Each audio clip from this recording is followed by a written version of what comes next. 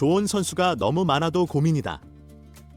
2025 시즌을 준비 중인 기아 타이거즈의 이범호 감독의 행복에 찬비명인지이기는 하지만 실제로 고민은 고민일 것입니다. 새로운 시즌을 준비하는 기아의 새로운 고민이 바로 누굴 선택할 것인가인데요. 결국 스프링 캠프가 전쟁터가 될 전망입니다. 그러면 먼저 내야 자원 중에 2025 시즌에 빛을 볼 가능성이 높은 유망주에 대하여 알아보겠습니다. 문제는 확실한 주전들이 아닙니다.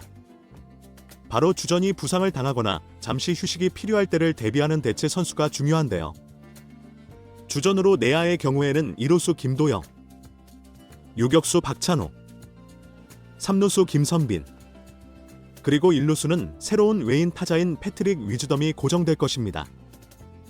하지만 주전만 풀 시즌을 치를 수 없습니다.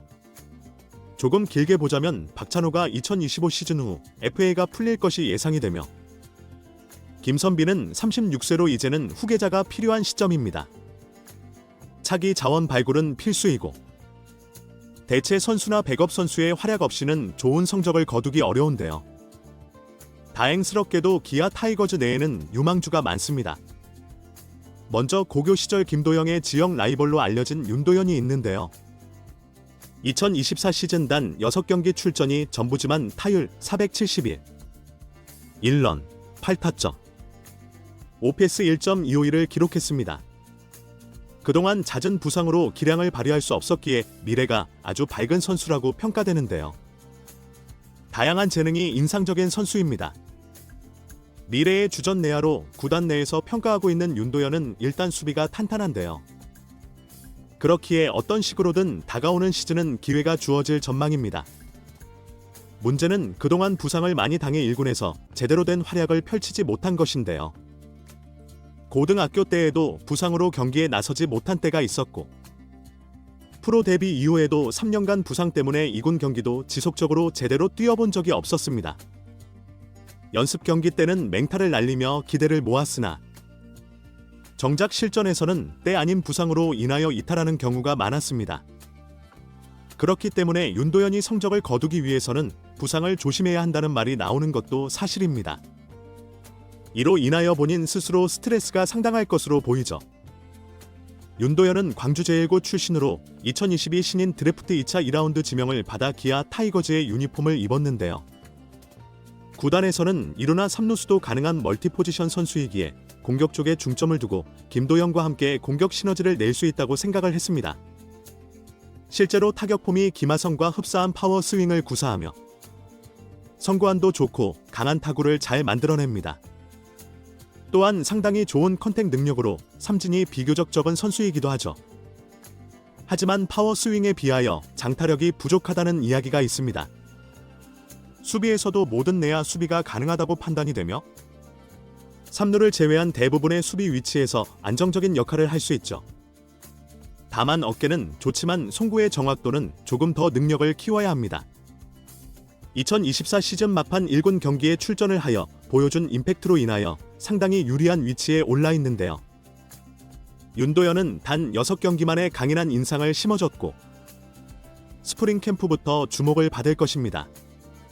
윤도현이 올 시즌 1군에 진입을 한다고 해도 주전 선수들을 뒷받침하는 백업으로 시작할 것으로 보이지만 단숨에 주전까지 차고 올라갈 가능성도 분명 존재합니다. 가장 높은 가능성으로는 37세가 되는 김선빈의 체력적인 한계로 인하여 부상을 당하거나 성적이 좋지 못할 때 언제든 치고 올라올 수도 있죠. 그렇기에 확실한 능력을 갖춘 슈퍼루키로 인식이 되는 윤도현이 한자리를 차지하는 것은 시간 문제라고 보는 사람도 많습니다. 2025 시즌 윤도현은 강력한 주전 내야진을 뚫고 들어오기 위해서 지금까지와는 차원이 다른 노력을 해야 할 것인데요. 지금까지 부상으로 자신을 증명할 수 있는 기회가 없었지만 이제는 자신을 증명해야 할 때입니다. 또한 기아 내야수의 유망주로 박민이 있습니다. 일단 백업 자원 중에 유격수의 자리에 가장 걸맞는 선수가 바로 박민인데요. 박민 선수는 2001년생으로 야탑고를 거쳐 2020 신인 드래프트 2차 1라운드 6순위로 기아에 입단을 했습니다. 입단 초기에는 큰 주목을 받지 못하였는데요. 하지만 꾸준한 노력을 통해 기량을 향상시킨 케이스입니다. 2022년에는 상무 야구단에 입대하여 군 복무를 마쳤으며 복무 기간 동안 48경기에 출전해 타율 305를 기록하며 가능성을 보여주었죠. 그리고 2023년 기아로 복귀 후 호주 프로야구 리그의 캔버라 캐벌리에 파견되어 다양한 경험을 쌓았습니다. 최근 5경기에서 타율 445를 기록하는 등 뛰어난 타격감도 선보였습니다. 박민 선수는 유격수와 3루수를 소화할 수 있는 유틸리티 내야수로 공수 양면에서 팀에 기여할 잠재력을 지니고 있다고 평가가 되는데요. 아직 확실한 성적이나 꾸준함을 보여주지는 못했지만 이범호 감독이나 코치들이 보는 박민은 충분히 경쟁력이 있다고 생각이 됩니다. 비록 팀 내에서 홍종표보다는 낮은 위치에 있다고 평가가 되지만 지난 시즌 홍종표의 양다리 연애와 지역 비하 논란으로 인하여 기용이 자유롭지 못하기 때문에 2025 시즌은 분명 박민 선수에게는 기회가 될 것입니다. 특히 스프링 캠프 명단에 들었기에 일단 기회는 부여받았는데요. 구단에서도 호주에서 자신의 기량을 보여주었고 최근 존재감을 과시했기에 경쟁력은 충분하다고 평가를 하는데요. 기아의 유격수 박찬호의 백업 자원으로 이름을 올릴 것으로 보입니다. 좀 무리하다면 홍종표가 그 자리를 차지할 수도 있지만 지난 지역 비하 논란으로 인하여 아직 팬들에게 좋지 못한 인식이 남아있기 때문에 구단으로서는 모든 카드가 소모되기 전에는 홍종표를 출전시키는 것은 무리한 감도 없지 않을 것이죠. 기아 타이거즈는 지난 시즌 통합 우승을 차지했고 2025 시즌에도 대부분의 전력을 지키면서 또다시 우승 후보로 꼽히고 있는데요.